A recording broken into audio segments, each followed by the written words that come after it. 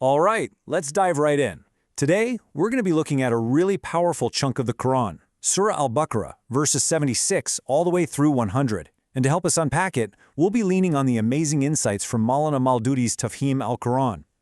What we're about to explore is this incredible divine history lesson, and trust me, it's just as relevant for us today as it was when it was first revealed. But first, you might be asking yourself, why?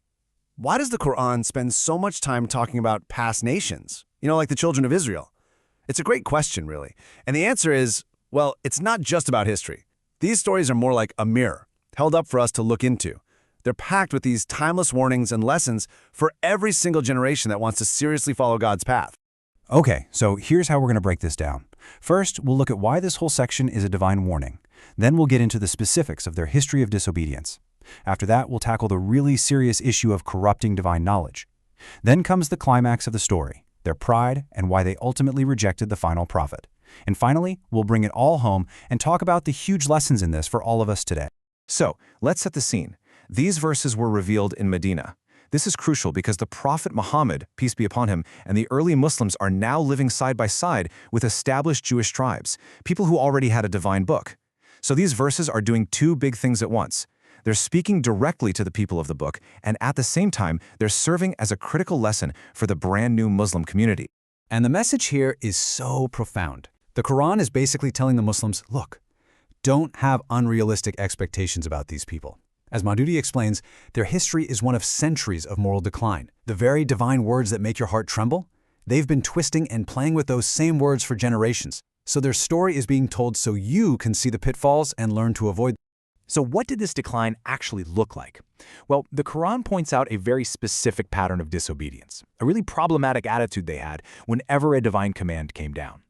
And a perfect example of this is that famous story of the cow.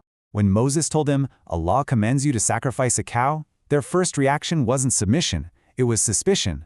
Are you making fun of us? Instead of just getting on with it, they start this barrage of questions. How old should it be? What color? What kind exactly? And the Quran's final comment is so telling. It says, they eventually did it, but they almost didn't. This wasn't about seeking clarity. It was about trying to weasel their way out of the command. So, you have to ask, why a cow? Why that specific command? Maulana Maududi explains the deep wisdom here.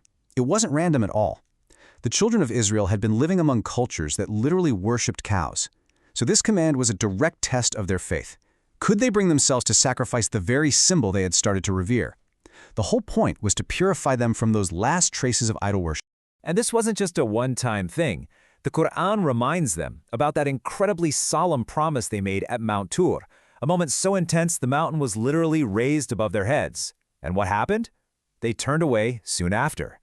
And it reminds them of the Sabbath law, a day set aside for worship. But when a little worldly gain was on the line, they found ways to break it, which led to a terrible divine punishment. Maududi explains this was a literal physical transformation into apes, a terrifying lesson for everyone to see. Now, this history of outward rule-breaking leads us to something even more subtle, and frankly, more dangerous. We're talking about the betrayal of trust by the very people who were supposed to be the guardians of knowledge, their scholars and rabbis. The key word here is tahrif, which means distortion, and Maududi explains it happened in two main ways. One way was to literally change the words of the scripture, but the more common method was to twist the interpretation. You keep the words the same, but you bend and warp the meaning to fit your own agenda, your own desires, your own interests. It's a profound betrayal of the message. And this corruption led to a huge split in their community. On one hand, you had the regular folks, the unlettered, who were pretty much ignorant of what was actually in their book. Their religion was just a mix of wishful thinking and guesswork. But then you had the scholars, the ones who knew the truth. And they would literally write down their own ideas, mix them up with scripture, and then sell it to the people as the word of God, all for a bit of money or status. And this is where things get, well, almost absurd. They knew their own scriptures talked about the final prophet. But get this, when they were around Muslims, they'd literally tell each other, hey, quiet, don't tell them what our books say, or they'll use it against us on Judgment Day. As Maududi points out, this just shows how broken their understanding of God was. It's like they thought if they could hide the truth from people here on earth, it wouldn't come up before God later. Just an incredibly foolish way of thinking. And all of this, the disobedience, the corruption of knowledge, it all builds up to this ultimate tragedy, the rejection of the very prophet they had been waiting for and praying for. You see, this led to this huge, tragic reversal. Before the Prophet Muhammad arrived, the Jewish tribes in Medina would actually boast to their pagan neighbors, saying, "Just you wait, our prophet is coming, and with him we'll be victorious." They were actively praying for him to come. But then when he finally arrived and they recognized him beyond a shadow of a doubt, they became his fiercest enemies. And make no mistake, this rejection was not based on doubt. Maulana Maududi brings up this powerful historical account.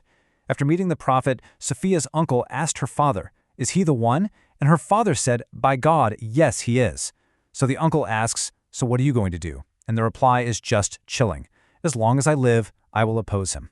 They absolutely knew who he was, and they still chose to reject him. So why? If they knew, why reject him? The Quran is crystal clear about this. The root cause was envy and tribal arrogance. They just assumed the final prophet had to come from them, from the children of Israel. So when Allah chose to give that honor to an Arab, to a man from a nation they looked down on, their pride just couldn't take it. It was pure jealousy that blinded them to a truth they had already recognized. And this pride went hand in hand with a deep love for this world. The Quran points out their intense greed for a long life, saying that each one of them wishes they could live for 1,000 years. As Maududi explains, this just exposes their hypocrisy.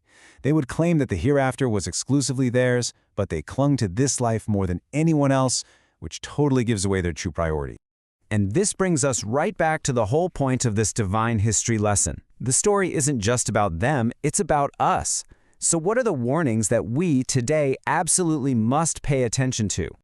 The lessons are so clear. First, be so careful about thinking your family name or the group you belong to is your ticket to salvation. It's all about piety and true submission. Second, avoid that whole attitude of reluctance and arguing when a divine command comes your way. Third, you can't fall into the trap of picking and choosing which parts of the religion you want to follow. Fourth, remember that religious knowledge is a sacred trust. Twisting it for worldly gain is one of the worst things you can do. And maybe the biggest one of all, guard your heart from pride and envy. Because as this story proves, those two things can make you reject the truth even when it's staring you right in the face. So as we wrap this up, the story of the children of Israel leaves us with a really powerful, reflective question. They were distracted by a literal golden calf and this obsession with their own status. So, what are the golden calves in our lives today? What are the modern-day idols, wealth, status, nationalism, our own desires, that we let get in the way of our own sincere and complete submission to God? It's a heavy question, and it's definitely something to think about long after this is over.